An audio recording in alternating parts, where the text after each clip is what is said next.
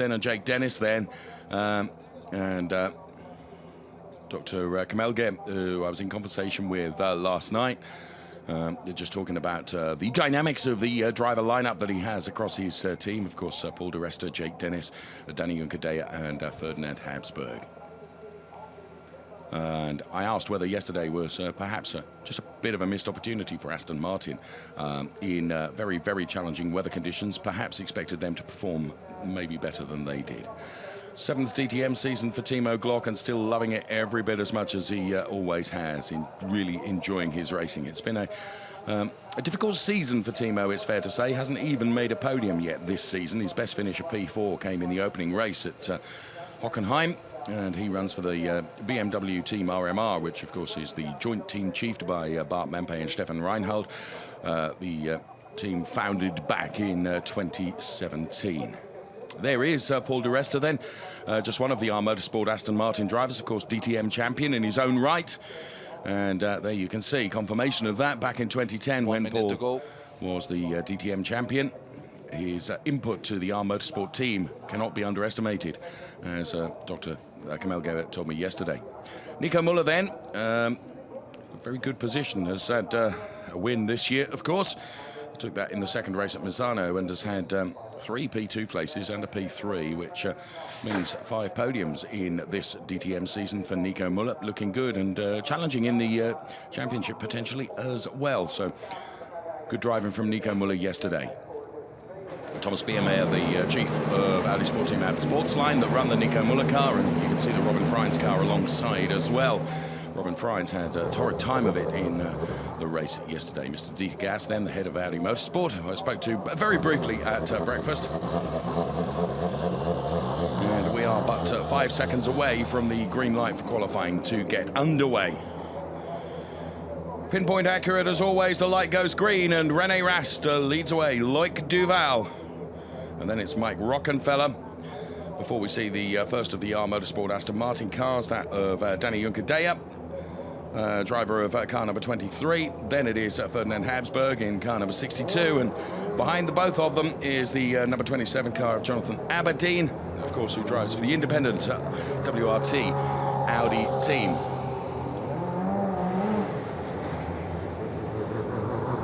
So cars all on their way down the pit lane, and there is Stefan Reinhold, team principal, BMW Team RMG, and of course joint team chief with RML as well. That looks like the back of Mr. Arno Zenzen, indeed it is, the team principal of Audi Sport Team Rosberg, who of course engineered the car of one Mr. René Rast. Marco Wittmann then, here comes Joel Eriksson. He also had a torrid time of it yesterday, and we'll be hoping to put the wrongs of yesterday right today. And Sheldon van der Linde, who just got into the points yesterday, P10 for Sheldon van der Linde in the race yesterday. He'll be hoping to improve upon that this year. Just finished so far this season a very strong P5 in the second race at Zolder. Bart Mempe, that you can see there, the team principal of BMW RBM. Studying all the data on the pit purge. As already the first minute and a half of qualifying is done and dusted, very short, sharp. What tends to happen is, as we go on board with René Rast weaving from side to side to drive some temperature into the Hankook tyres, is the drivers really give us 2 runs, one at the early session of the qualifying, and then they come into the pit lane, into the garage, and then come out for another run. It's only once this season that the second runs have proven to be better than the first runs. So DTM 2019 statistics for René Rast you can see on the screen, or you could. It's looking very good. There is Ernst Moser from Audi Sport Team Phoenix watching on. And it'll be just a few moments before we get some meaningful times up on the timing screen that we can bring you. And of course, we will keep those in graphics for you as well, so you can keep right across the qualifying session here, which has some 17.5 minutes to run as we speak. On board with Robin Freins, torrid time he had yesterday as well. He's had a brace of non-finishes, as you can see. Currently P8 in the championship, and really will be hoping for better luck in the race today than he had yesterday. So Robin Freins, local driver, of course, and very much a home gig for him, and therefore kind of puts the pressure on even more to perform. And sadly, that wasn't the case yesterday with another DNF for Robin Freins. Really seems to have been blessed with extraordinary bad luck so far this season. So let's see if we can put that right in this particular race to come following this qualifying session. We're on board with René Rast now then, as he makes his way in third gear around this turn then, heading towards the start-finish straight. There's the pit entry on your right-hand side. Thomas BMA up then, the team principal of Audi Sport Ab Sportsline, gives us a smile for the camera. And we head towards the first meaningful timed lap, which comes from René Rast, 1:36.576, 1:37.407 for Jonathan Aberdeen, and Loic Duval with a 1:38.241. So back on board with René Rast then. Currently top of the chart, but expect that to come down significantly. That was something of an installation lap, really, for René Rast. Much more to come in terms of time. So as you can see, take as much of the curb as you can. This is one of the fastest, if not the fastest circuit that we will visit on the DTM calendar this year. And particularly through turn number 15, the Ramshoek turn, where the cars will achieve something like 265 kilometers per hour. Extraordinary speed. And René Rast then using absolutely everything he's got, taking as much curb as he possibly can, shortcutting and making the circuit as short as possible and the quickest way around. And you can see with the purple box for Sector 1, he has already gone quicker than anyone through Sector 1. So expect this lap to be significantly better than his last one. 1:36.576. Just a banker put in, but actually not even a meaningful banker, because we're expecting that to drop significantly. As Joel Eriksson now goes to the top of the chart with a 1:33.240. That indicates just how much time René Rast is going to take out of his previous time. Oh, and just getting past Sheldon van der Linde there. That will have compromised his lap, and being compromised now by Marco Wittmann as well. But Rast does cross the line. Look at this, a 1:25.452. 7.7 seconds quicker than his outlap. Loic Duval with a 1:25.6. Mike Rockenfeller 1:25.8. Jonathan Aberdeen 1:25.9. And please don't be surprised if we get into the 1:24s potentially. We're on board with Philipp Eng, quickest through Sector 1, personal best through Sector 2. The BMW driver then, race winner this year in DTM. Philipp Eng then in the number 25 BMW, breaks the timing beam, and he goes P1 with a 1:25.410, 4/100ths quicker than René Rast.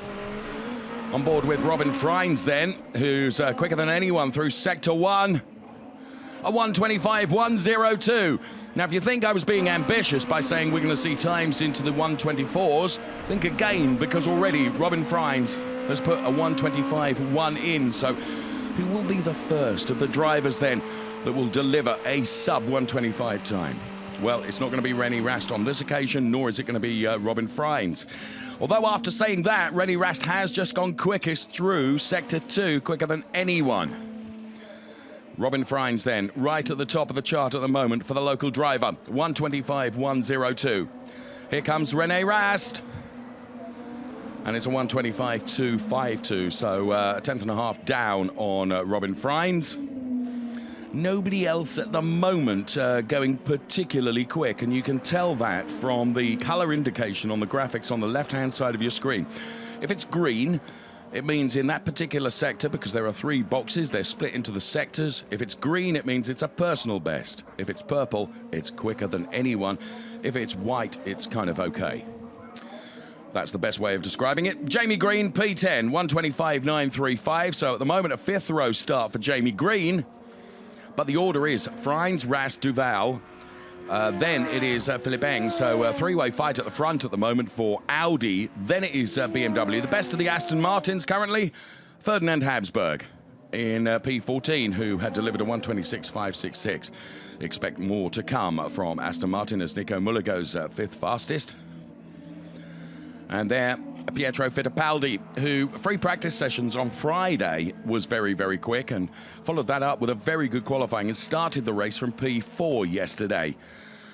It didn't end quite so well for Fittipaldi, and there you can see how René Rast had to not only get past Sheldon van der Linde, but then arguably was balked by Marco Wittmann as well. Both of those under investigation for potentially blocking René Rast. Here comes Sheldon van der Linde. He goes P10 with a 1:25.6. I was talking about Pietro Fittipaldi. As I said, he started the race P4 yesterday. Actually ended up finishing the race just out of the points in P11, regrettably. So we've not had a sub 1:24 time yet. Their 1:25.102 is the quickest. And Marco Wittmann, of course, the victor in yesterday's race, with work to do in qualifying, because as you can see, the only time he's set is an outlap, which was a 1:55. Because see, I'm under investigation. I couldn't do anything therefore because I had these problems, power off. I tried to make space as much as possible, but I had no drive. I couldn't do anything.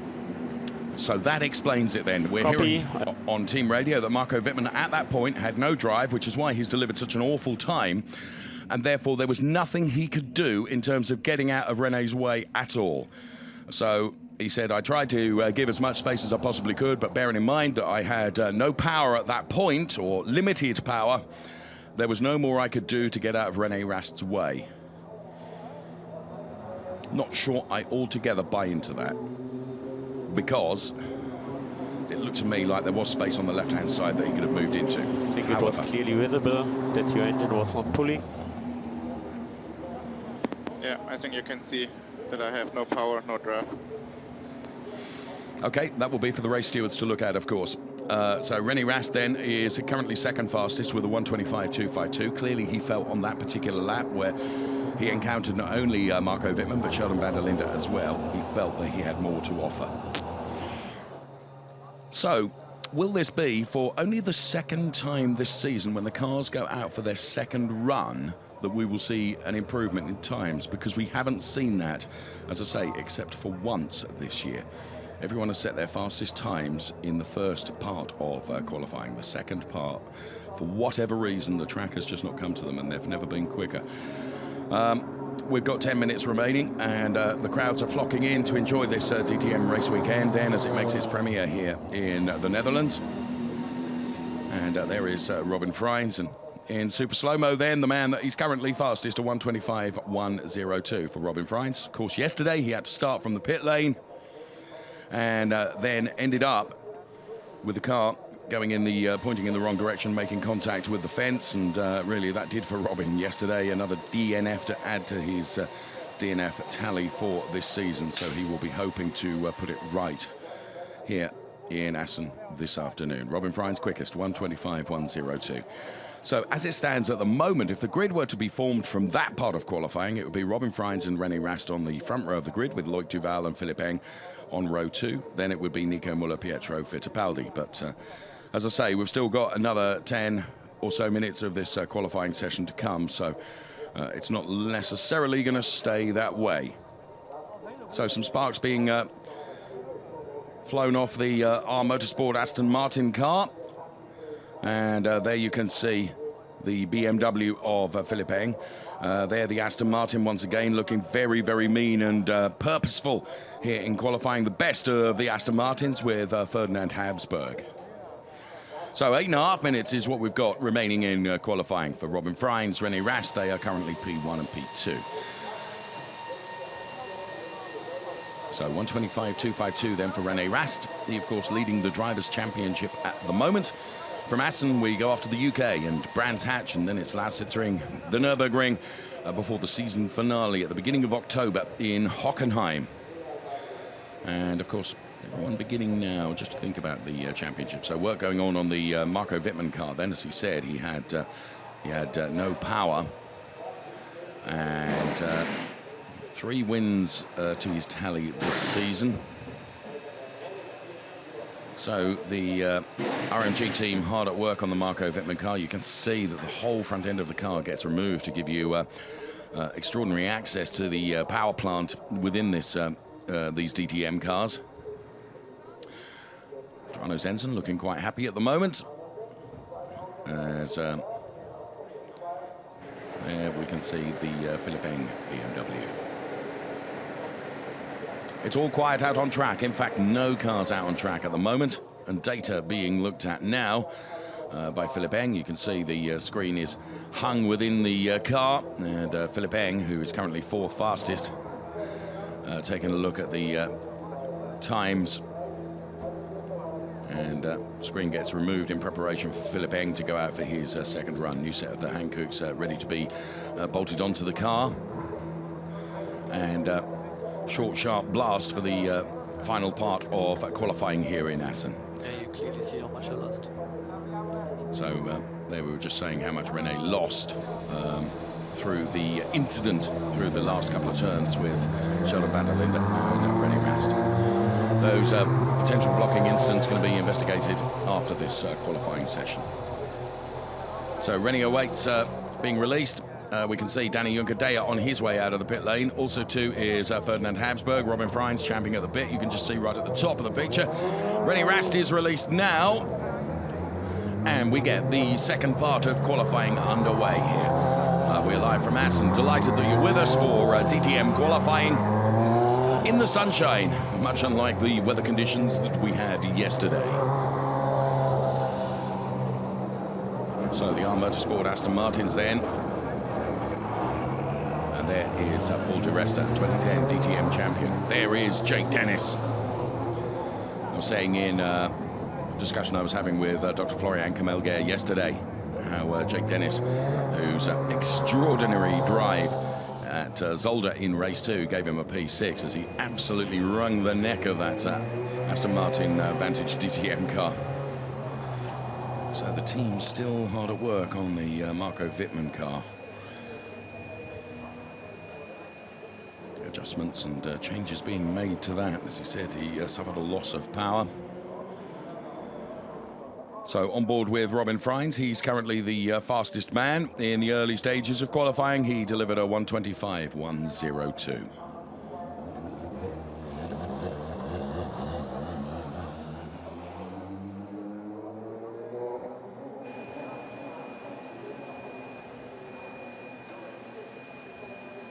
Still appears to be some fairly concerned looking faces there. 4th place in the Drivers' Championship for Marco Wittmann on exactly 100 points. At the moment, and with only 4 3/4 minutes left in this qualifying session, are they going to be able to get that car back out again? You can see a number of cable ties being used here. For whatever reason, the pressure of the clock is absolutely against them. As the cars go screaming by then, Marco Wittmann is still in the pit lane. On board with René Rast then, as he gently weaves from side to side, generating some temperature into the tyres of his Audi Sport Team Rosberg engineered Audi RS5 DTM. Now the thing that looks like a mirror on the dashboard right in the center there is no longer a mirror. It is in fact a small screen which replays the images from behind via cameras, because the safety bulkhead that is behind the drivers means that a rearview mirror is impossible in the 2019 DTM cars, so you have to have that screen. The lever, the red and blue lever that you can see on the Robin Freins car here, just beneath that rear view screen is the brake bias lever, where the driver adjusts the percentage of braking that goes through the front and through the rear, and you often see that being used in the course of the race. So currently then, in this second part of qualifying, no one is improving. Robin Freins has stopped in the pit lane. Understood, Robin. I need to park it here, as they say. Now the car is running. Yes, it's possible because you are top 3 for the moment. But if you leave the car, take the USB stick with you. So Robin then unsure. Presumably he wanted to go out and do another run, but currently it looks like that is not going to happen for Robin Freins. We've only got 2.5 minutes left in the session remaining. He is currently first in the timing chart, 1:25.102. So Robin is going to park the car in Parc Fermé. Well, the engineers have worked so hard on the Marco Wittmann car, it's going to be a race against the clock to get him out to even deliver one lap. And it is going to be a one-lap dash for Marco Wittmann then, because with just 2 minutes and 10 seconds remaining in this qualifying session, he's going to get an out lap and then a quick lap. That's all he's going to be able to do. And actually, as the seconds continue to count down, is he even going to be able to do this? So drama here for Marco Wittmann. The car roars into life. We're on board with Philipp Eng then. René Rast has gone and done a personal best through Sector 1 now. So too has Philipp Eng. So Philipp Eng absolutely driving everything through this BMW. Marco Wittmann, I can just see through the window in our studio here, is on his way down the pit lane, so he is going to get out and he's going to get just one lap. Mike Rockenfeller's gone quicker than anyone through Sector 1, so too has Nico Müller. René Rast does quicker than anyone through Sector 2. We're on board with Philipp Eng, whose middle sector was not so good, and he comes into the pit lane. Presumably that is going to be the end of qualifying for Philipp Eng. On board with René Rast then as he goes to break the timing beam. He does deliver a 1:24 time, 1:24.849 for René Rast. Keep your eyes on Mike Rockenfeller. He's looking quick as well. So too is Nico Müller and Jonathan Aberdeen for WRT. So Rocky then second fastest, still in the 1:25s. Here comes Nico Müller. Nico Müller then third fastest, 1:25.018. Sheldon van der Linde, personal best through Sector 1, quicker than anyone through Sector 2. Jonathan Aberdeen is looking quick as well. Here comes Sheldon van der Linde. He goes from P11 to P5. This could be a very good lap indeed from the number 27 car of Jonathan Aberdeen as he heads to break the timing beam. He's into the 1:24s as well, a 1:24.981, which for the moment means that Jonathan Aberdeen has a front row start. And if you look at the sector light indicators, purple, green, white, there was probably more in the Jonathan Aberdeen car, and Marco Wittmann is slowing.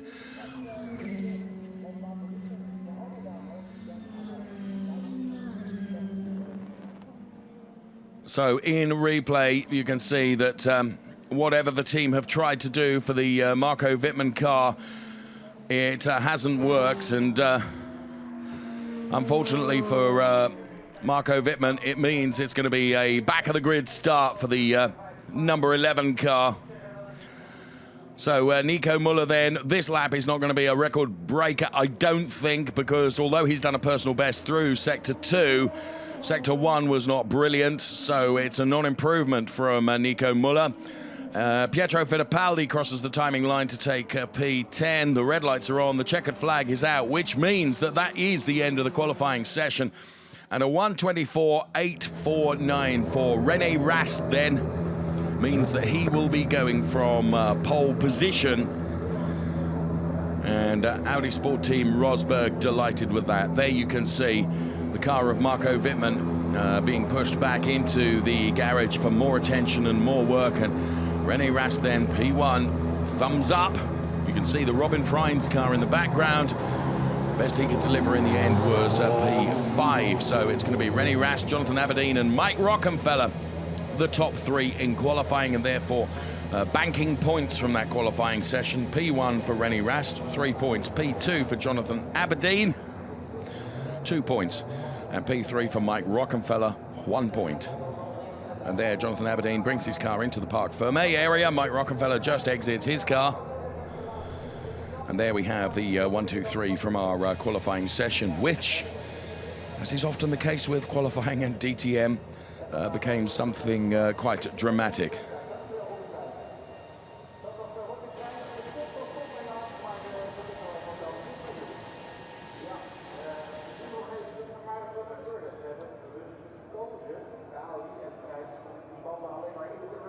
So Mike Rockenfeller then removes his crash helmet. And here we can bring you the result of qualifying for race number 10. Quickest of them all, René Rast, followed by Jonathan Aberdeen, the only 2 drivers in the 124s. Then it was Mike Rockefeller, Nico Muller, Robin Freins, Sheldon van der Linde, Loïc Duval, Philippe Eng, Timo Glock and Pietro Fittipaldi rounded out the top 10, and therefore the first 5 rows of qualifying for race 10 to come this afternoon. And those 10 will be followed by Joel Eriksson, Bruno Spengler, Jamie Green, Danny Juncadella, best of the Aston Martins, and it was Paul di Resta, Ferdinand Habsburg, Jake Dennis, and of course Marco Wittmann did set a time, but not a meaningful time because of power problems with his BMW.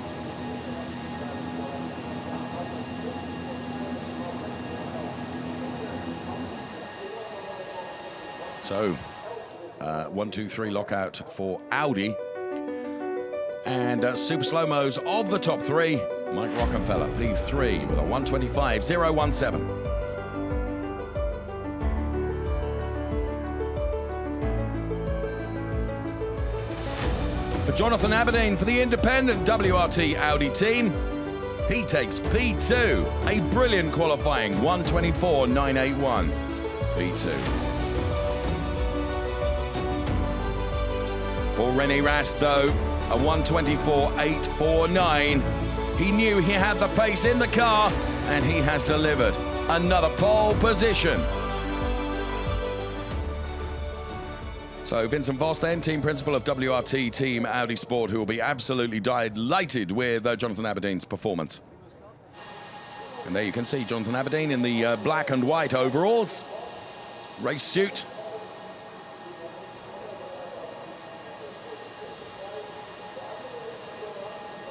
Single-seater racer before his rookie year in the DTM. And all 3 drivers will line up for the photographs now. In the middle, of course, René Rast. To his right-hand side is Mike Rockefeller. To the left-hand side, as I've explained, that is Jonathan Aberdeen.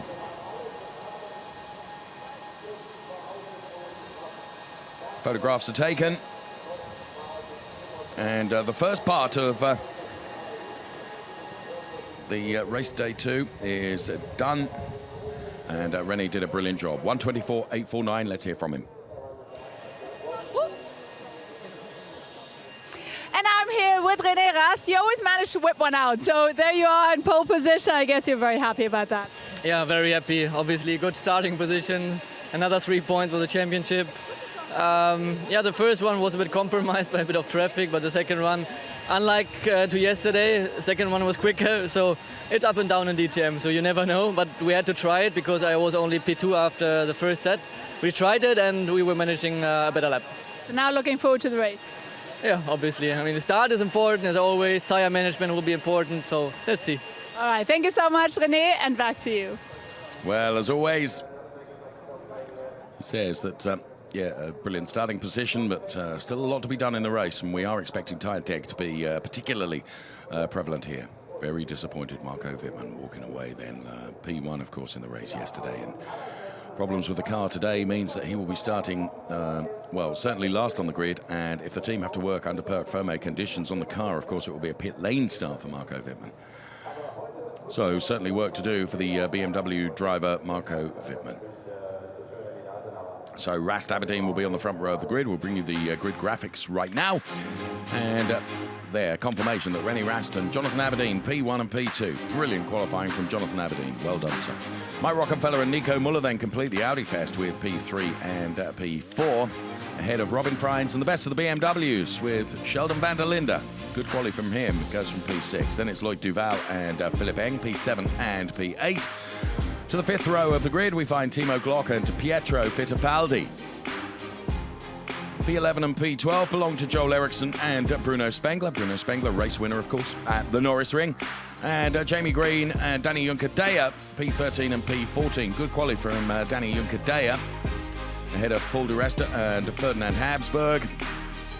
And then we find Jake Dennis and, of course, Marco Wittmann, who will be going from either the end of the grid or indeed from the pit lane. So that is qualifying for race 2 done and dusted. Critical, of course, to give us the grid positions for race number 2, but also critical, as René alluded to, in terms of the championship points as well, because 3 points awarded for pole position, 2 points for P2. And here is Verena with Jonathan Aberdeen.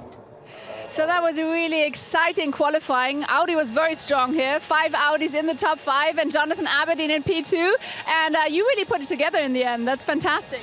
Yeah, for sure. I really, the first run didn't go quite to plan. I had some traffic, but second run just kind of did all the corners correctly and put it on the front row. So happy about that.